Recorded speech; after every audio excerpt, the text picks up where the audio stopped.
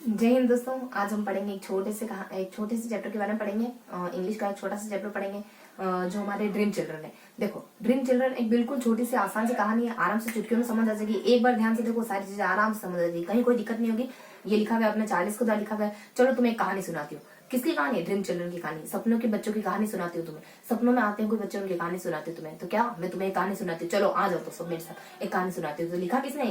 ये किसने लिखा? चार्ल्स होम्स के द्वारा लिखा है। किसके द्वारा? Charles Charles Charles Charles John के द्वारा लिखा गया। देखो, मैंने कहा ना कि चलो तुम्हें कहानी सुनाती हूँ। तो किसके द्वारा लिखा गया? चार्ल्स के द्वारा लिखा गया। तो चलो अभी देख लेते हैं। देखो, सिंपल सा काम है, आसानी से समझ जाएगा। थोड़े से किरदार है, ज्यादा कुछ नहीं। एक लैम्ब नाम का चार्ल्स जॉन, चार्ल्स लैम्ब है। चार्ल्स लैम्ब, तो चार्ल्स लैम्ब नाम का एक व्यक्ति होता है। उसको एक सपना आ रहा होता है। वो क्या, एक अपने सपने में इमेजिन कर रहा है कि उसके पास दो बच्चे बैठे हुए हैं। वो कहानी सुना रहे, बड़े चाव से कहानी सुना रहे, अपनी दादी की कहानी सुना रहे। क्या कहता है? इसके पास इसके दो बच्चे इसके सपने में आ रहे हैं। एक बच्चे का नाम तो एलिस रहता है, एलिस लड़की का नाम रहता है, और इसके लड़की का नाम रहता है जॉन। ये दोनों बच्चे होते हैं, इसके सपने में आ रहे होते हैं। अभी इसमें किस किस के बारे में बोल रहा है? पहले फटाफट से किरदार देख लेंगे। स्टोरी तो यूं समझ आ जाएगी चुटकी में, छोटी सी सिंपल सी स्टोरी। देखो, इधर क्या होता है, इधर दो किरदार आते हैं। पहला किरदार इसकी पत्नी, एक किरदार इसकी पत्नी होती है, एक इसकी दादी होती है। फील्ड होती है, फील्ड और दादी की फील्ड इसकी दादी, पत्नी होती है एलिस। देखो, दादी बड़ी होती है ना तो ऊपर लिख दिया, पत्नी दादी से तो छोटी होगी ना तो नीचे लिख दिया।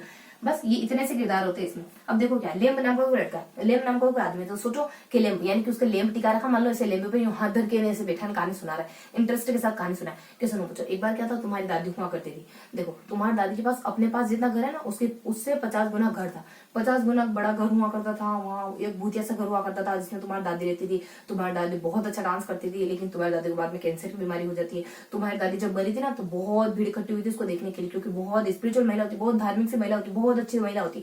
इस तरीके से दादी नानी की कहानी नहीं सुनाते, पर ऐसे कहानी सुनाता है। तुम्हारी दादी ये बड़े ऐसे घर में रहती है, लेकिन वो बड़ा घर उसका खुद का नहीं होता है। वो बड़ा घर तो किसी और का होता है। रोबिन नाम की व्यक्ति का होता है। किसका? रोबिन का होता है। किसका? रोब का होता है। बस ये फिजूल में रोब झाड़ रही दादी को, है तो रोबिन का, तुम क्यों रोब झाड़ रही हो दादी माँ? अगर किसी और का तो तुम क्यों रोब झाड़ रही हो दादी माँ? कैसे कहा ले तुमने कि तुम्हारी दादी 50 घर इतना बड़ा तुम्हारी दादी का घर था, तुम्हारा है ही नहीं भाई, तुम तो रोब झाड़ रहे हो, ऐसे रोब झाड़ रहे हो। तो किसका था? रोबिन का था। वो घर एक्चुअली में इसका तो था ही नहीं। एक और किरदार आ जाता है रोबिन का, यानी असली मालिक कौन था उस बड़े घर का? रोबिन था। और जब वो रोबिन इस घर को छोड़ के गया तो बहुत सारे सामान अपने साथ इकट्ठा करके बात भर के ले गया, दूसरे घर में शिफ्ट हो गया। तो इस बात पे उसके एलिस को हंसी आ जाती है, क्योंकि कहानी सुने ना तो वो कहता है कि ये बहुत कितनी फुलिश बात है कि इतने बड़े घर का मालिक है तो सारा सामान क्यों ले गया? वही छोड़ जाता, इतने बड़े घर का मालिक है तो और खरीद जाता। इस तरीके से कोई फुलिश से बात उसके दिमाग में आती है। सामान तो ले जाएंगे, लेकिन फिर एलिस को हंसी, अपने एलिस तो लड़की होती और देखो जॉन क्या होता है, इसका लड़का होता है। एलिस मतलब कि अली का ध्यान, अली नाम किसका होता है? लड़के का होता है ना। तो या अली मुझे इतनी शक्ति अता फरमा के, कोई यूं नहीं कह सके कि लड़कियां लड़कों से कम होती है। तो ये हमारे एलिस।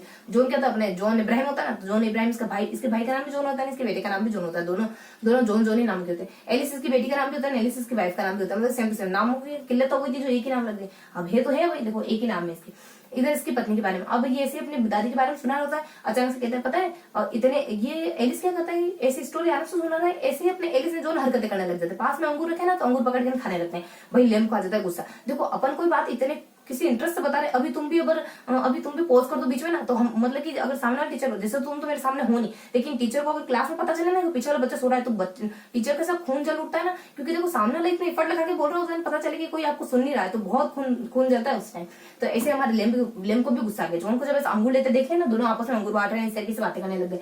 तो लेम क्या कहता है? लेम थोड़ी स्टोरी को और ज्यादा इंटरेस्टिंग बनाने की कोशिश करता है। लेम कहता है, एक बार की बात है, मेरी दादी है ना, खाली ये दादी की बातें बताई, ये तो है ही है, लेकिन दादी को अपने बेड के पास दो भूत दिखाई देते थे। अब बच्चे इंस्टॉल करके सुनने लगे। हाँ आगे तो भूत दिखाई देते थे दादी को, लेकिन दादी तो बिल्कुल नहीं डरती थी भूत से, लेकिन मैं तो भूत से डरता था। मैं अपनी नौकरानी के पास, मतलब कि अपने मेरे घर में जो नौकरानी थी ना, दादी के पास, दादी ने जो लगा रखी थी काम के लिए, उसके साथ अपने मेट के साथ सोया करता था। मेरे को थोड़ा डर लगता था उस कमरे में जाने से भी। दादी के पास कमरे में दादी अकेली उस बड़े से कमरे में उन दोनों भूतों के साथ सोती थी। इस तरीके से लेम इंटरेस्ट चाव ले लेके कहानी सुना रहा है। उन दोनों का ध्यान नहीं भटके, इस वजह से चाव लेके इंटरेस्ट ले लेके कहानी सुना रहे। इतने जब जॉन की तरफ फिर उसकी निगाह जाती ना, तो जॉन से उसको अपने भाई के बारे में याद आता। सुनो जॉन के बारे में सुनो। देखो, मैं तो डरता था, मैं तो उस कमरे में ही जाता था, लेकिन जो तुम्हारे नाम का एक मेरा भाई था, बड़ा छोटा है तो कहानी बताया नहीं कि भाई था जॉन नाम का। वो बहुत स्मार्ट सा डेशिंग सा बंदा था, घोड़े वगैरह चलाता, हॉर्स राइडिंग वगैरह करता था, बहुत बहुत पावरफुल व्यक्ति था ना। तो मैं कहीं जाता था तो मेरे तो पाँव में दर्द हो जाता, तो बीच रास्ते में मुझे उठा लेता था। इस तरीके से अपने किस्से सुना रहा बड़े भाई के ने, इसके बचपन की याद दिला दे। और जब भी मैं अपने दादी के पास जाता, अब फिर दादी पे चला गया, भाई से फिर दादी चला गया। जब भी अपने दादी के पास जाता ना, तो मैं तालाब देखा करता था। वहाँ रोम की जो मूर्तियां, रोम से ला के जो मूर्तियां लगा रखी थी ना, वो मूर्तियां देखा करता था मैं। तालाब में फिशिंग की, मतलब की मछलियां वछलियां देखा करता था, घंटों वहां बैठा करता था। इस तरीके से वहां गार्डन में मजे लेता था, धूप सेका करता था, गार्डन में कभी सो जाता था। इस तरीके से रह के जब अपने दादी के पास जाया करता था, इतने ही थोड़ी सी उसकी निगाह एलिस पे जाती। जब अपन ऐसे सबके सामने देख रहे थे ना, कहानी सुनाते थे, एलिस पे निगाह देते। एलिस पे निगाह जाती तो पत्नी की याद आ जाती, पत्नी के बारे में कहानी किससे सुनाते, वैसे जोहन मना अपने जोहन मना भी कर देता है, बहुत हो गया बापू मुझे अपने अंकल की कहानी नहीं सुनी, और कुछ सुनाओ, और कुछ सुनाओ इंटरेस्टिंग सा। सब हमारे लिए ना एलिस के बारे में सुनाने लग जाता है। तो चलो एलिस के बारे में सुनो, तुम्हारी वाइफ के बारे में सुनो।